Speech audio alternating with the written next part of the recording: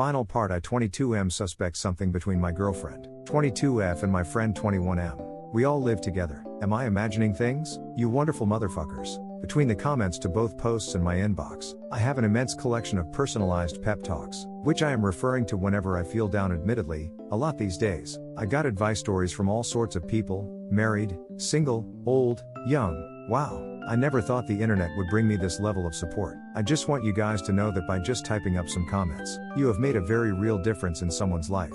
Gotta say it feels a little strange receiving 6 Reddit gold and making it to Herbistov, just for sharing the worst day of my life. Haha. I got a lot of messages urging me to join Red Pill. This experience has soured my view of Alexis, not women in general. I got some messages saying I write too well and this is obviously made up. I have 2 words for you. I wish a clarification on the last update. I wasn't clear about what I see when I walked in. They weren't literally fucking. They were just sitting on the couch with a deer in headlights. Look, that was incredibly incriminating and they both went quiet. It was just obviously not a hey, guess who dropped by situation. Anyways, onto the update. I've been extremely busy with the semester ending, and I took the majority's advice to bury my head in work. I've spent a lot of time at the library because Alexis never goes there. In the process of posting the last update, I realized how dumb it was that I hadn't contacted Derek and Brooke with my side. I screenshotted the text from the cool neighbor, Will. Side note, all names have been changed except Mark because fuck you Mark.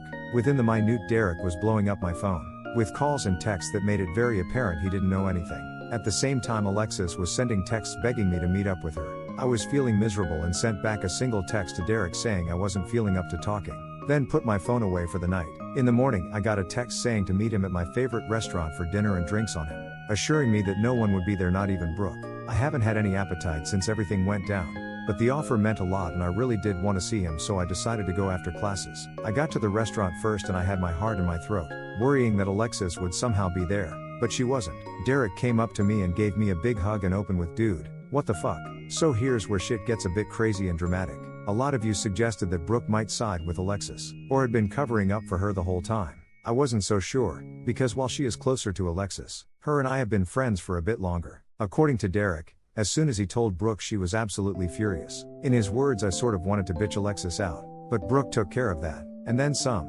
Remember how I said Alexis came from a conservative small town? Her parents had no idea that we were living together, and she constantly stressed that they couldn't know or they'd cut her off financially. They liked me enough to be polite, but they were constantly worried a relationship would distract her from school, and didn't want her getting pregnant or whatever. Derek said that Brooke demanded Alexis pack her things and find a new place, or she'd call up her parents and tell them everything. Derek told me that later that night Alexis was sitting in the living room, hugging a sweater I'd left behind and wailing at the top of her lungs, that her life was over when Brooke yelled from her bedroom, "Well, maybe you shouldn't have fucked Mark then." Imagining that moment was kind of funny. Brooke's always been a very no-nonsense girl with a hot temper, but I definitely didn't expect this. It was extremely touching that she took the cheating that seriously. During that dinner, all my fears that I'd lost my friends were completely washed away, and I was able to choke down a few pieces of sushi. When we left dinner, Derek promised to let me know when Alexis was gone, so I could move back in. I declined his offer, because even if she does move out, everything in that apartment reminds me of her, including Derek and Brooke too. Alexis and Mark probably fucked in my room, so I really don't want to sleep in at 3 in the current emotional state. I don't want to be third wheeling a happy couple, even though I'm sure they'd be considerate. He understood my points but said to let him know if I changed my mind, because Brooke and Alexis' friendship seems to be pretty over. This week has been pretty uneventful, but I keep having to dodge Alexis. Luckily, I'm in an undergraduate program that only has 60 students, so we have a lot of our classes together. I asked 2 friends to keep an eye out for her, after giving them a spark notes of the story, and started showing up to class at the last minute. As far as I know, she only waited outside of one of my classes. I got a text saying bitch has been spotted in front of classroom. Waterworks in progress. Proceed with caution. I ended up skipping the class, because I didn't know if she was going to leave, and I really didn't want to risk it. Later that night she sent me a really long Facebook message, explaining everything from the beginning, and it sort of made me sick to read. I contemplating not reading it, but once I opened it I just had to. She said that he'd been flirty with her in the halls. As I mentioned before, he would say inappropriate shit to both girls, and she tried to be friendly back, but it must have come off as flirting because he kissed her mid-sentence one day. She said she felt guilty that she led him on and that guilt prevented her from shooting him down in future advances, because she felt like it was her fault it happened and she has trouble saying no. She said they'd only slept together 3 times, and she hated it. He had pushed her into it, not rape, but I never said yes either, and she was going to end it during the conversation I walked in on. She said she understood if I needed some time and some space, but that she'd do absolutely anything to make it right and would spend the rest of her life making it up to me by treating me like a king. I'd never have to cook, clean, or do my laundry again. Give me full access to her phone and passwords. She even suggested we install Life 360, an app that allows you to track someone's location through their phone, so I would know where she is at all times. Cut off all contact with Mark and all her male friends, just for good measure, I guess. Make up sex whenever I wanted. Yeah, that sounds like a healthy relationship, right? I didn't answer. I kind of wanted to keep her on Facebook and watch the shit show unfold. She was posting dramatic statuses and song lyrics about mistakes, forgiveness, and some from our song, but I know how I am. I don't want to compulsively check her page or go through old photos. So I blocked her. Derek sent me a text a few hours later, saying she's crying and screaming about you blocking her, LOL. In happier news, the family I'm staying with is fantastic.